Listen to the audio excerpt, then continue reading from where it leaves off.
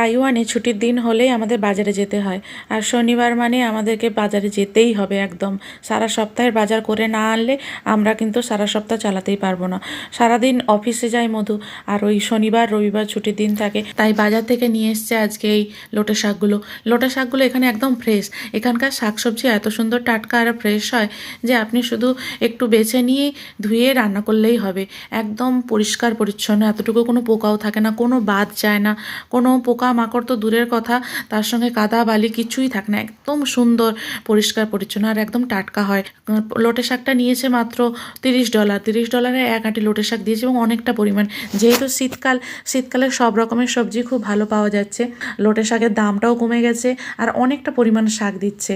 তো এই লোটে শাকগুলো এখানে আবার ওজন দরেও বিক্রি হয়। এখানে চিন মানে 600 গ্রাম, 600 গ্রামকে এখানে চিন বলা হয়, তো চিন হিসাবে বিক্রি হয়। তো লোটে শাকটা কাটাকুটি ধোয়াধুয়ির পর আমি ভাজা চাপিয়েছি পেঁয়াজ কাঁচা লঙ্কা